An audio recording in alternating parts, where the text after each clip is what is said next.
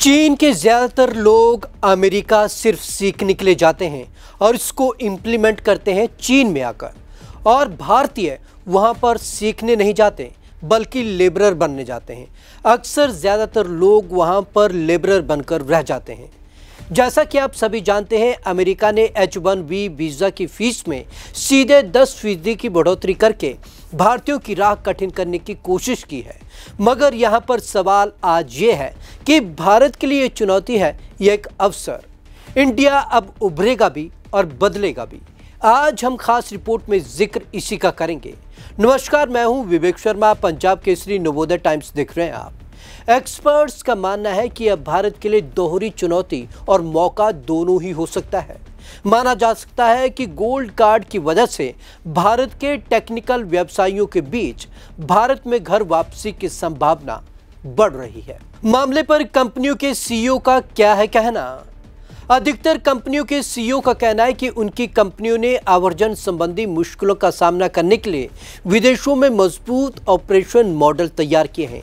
कई भारतीय आईटी फर्मों ने पहले ही H-1B वीज़ा पर अपनी निर्भरता 50% कम कर दी है।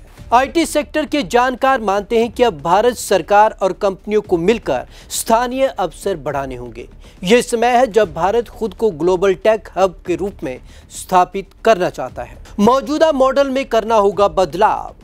GTT डाटा सॉल्यूशन लिमिटेड के 5F वर्ल्ड के अध्यक्ष गणेश नटराजन का कहना है कि अमेरिका में पहली बार नौकरी करने वाले छात्रों और अन्य लोगों के लिए अमेरिकन ड्रीम अब संभव नहीं होगा। अगर यह नियम लागू रहता है तो मौजूदा प्रतिभा मॉडल में बदलाव किया जाएगा। इससे भारत जैसे देशों को लंबी अवधि में फायदा हो सकता है, लेकिन इसमें कुछ साल लग जाएंगे। इयॉन्स OS के संस्थापक और उपाध्यक्ष CP गुरनानी ने टाइम्स ऑफ इंडिया से बात करते हुए कहा कि पिछले कई सालों में भारतीय आईटी फर्मों ने H-1B वीज़ा पर अपनी निर्भरता काफ़ी कम कर दी है और आवेदनों में 50% से अधिक की गिरावट आई है। यह बदलाव स्थानीय स्तर पर अधिक नियुक्तियां करने, ऑटोमेशन में निवेश करने और अपने वैश्विक डिलीवरी मॉडल को बेहतर बनाने की हमारी रणनीति का नतीजा है।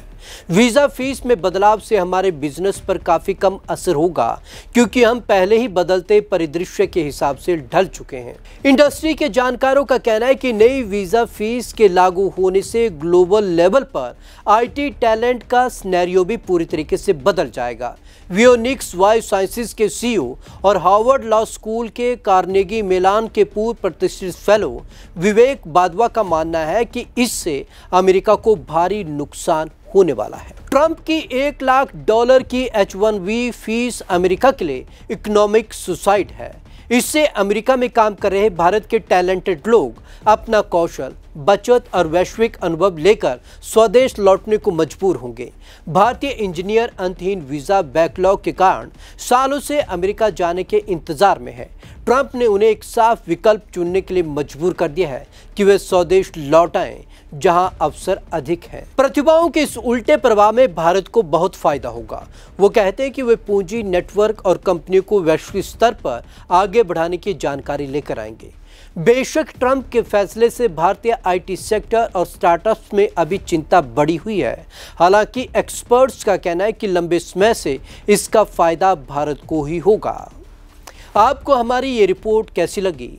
कमेंट बॉक्स में ज़रूर कमेंट करें। विवेक शर्मा को दीजिए इजाज़त। नमस्कार।